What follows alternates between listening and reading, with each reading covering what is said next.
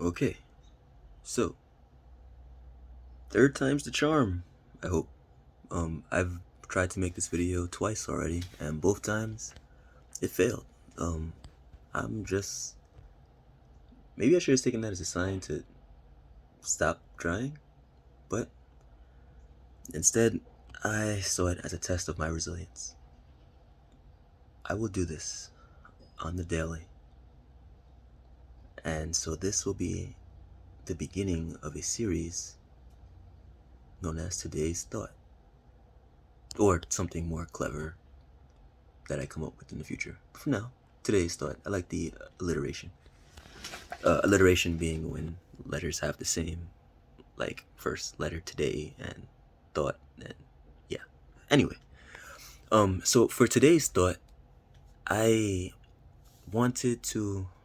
I had a thought about genius and what that really means. I feel like the word genius is a bit over glorified. It's like a crown that we put on people, on certain people's heads, establishing them as special or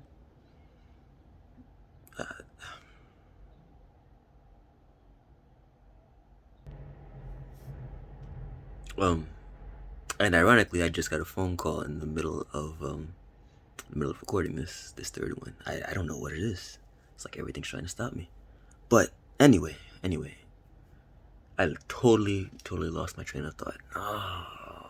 Genius. I was talking about uh crap. Yes. So the word genius is often glorified, kind of like a crown that we put on top of someone's head, establishing them as like someone special, or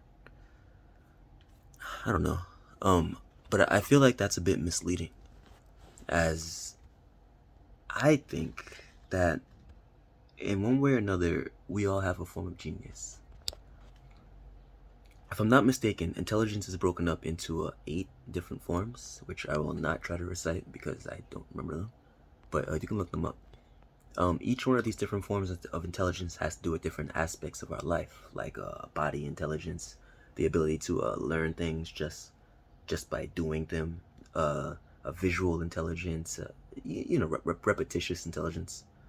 We all learn differently, and that isn't something that we really control.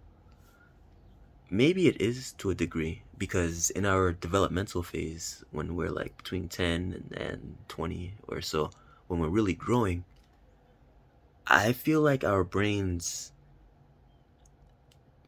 we'll use stat points. I feel like our brains take our mental points and allocate them towards certain things, either because they are things that we like or enjoy, or because it helps us in the environment that we're in. For example, a musician learns to better identify, understand, play, and read music. Like literally, the more they're in the field. A martial artist gains a body intelligence that they can repeat something just by following it a couple times. And it even goes down to things that we may consider trivial, like video games. I'm gonna use fighting games as an example for the third time. Man, I'm gonna use fighting games as an example. Um, Fighting games aren't about how fast you can hit the buttons. Fighting games are like chess, essentially. It's a mental game.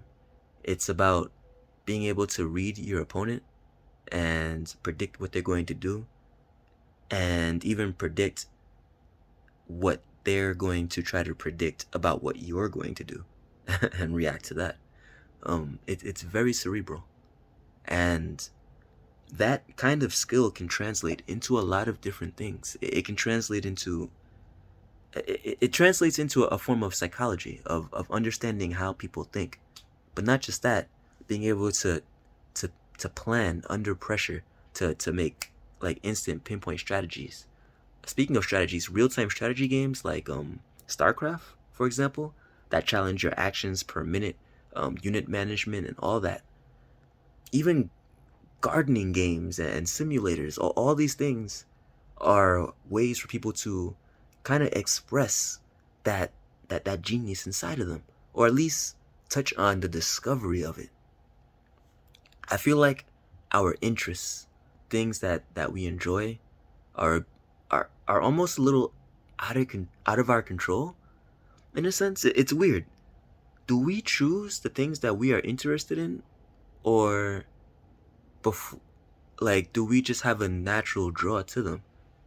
And if that's the case, why is it so different for each one of us?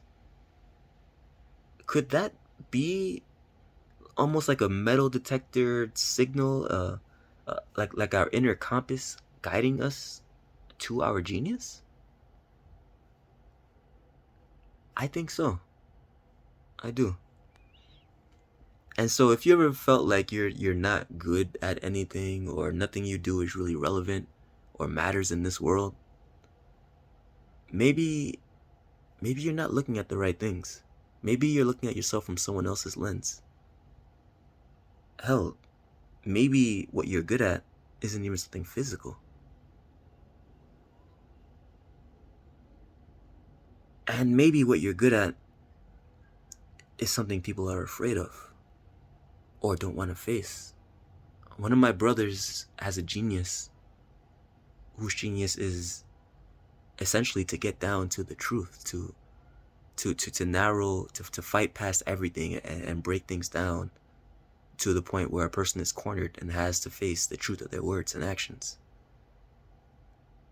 And yet, how do you translate that into a job? Yeah, sure, you become a detective or something, but then you have to go to school, and then school is like an academic test, and academic, like there's so many hurdles in between a person and their light, that it's almost unfair. But I think that we all owe it to ourselves to try to discover what it is that we really truly enjoy, and follow it in some kind of way. Follow it. Or maybe we should just, or rather, in addition to that, look back. Look back at your life, and look back at all the times you've affected people. Look at your influence. Look at those moments that you felt like, wow, that I was, man, that was really great of me. In any kind of way. In a team setting, in a game setting, in a real setting, in a physical setting. Whatever. Try to look back to all those moments and maybe look for a pattern in them. Maybe those are clues to discovering your genius. And if we never do, then at least we were true to ourselves. And I know that sounds really flighty, but I mean, pursuing the things that draws you individually as a person, giving them an honest shot, that's, at least to me, that one of the realest ways to be true to yourself and to find yourself. And I hope we all do. Ashe.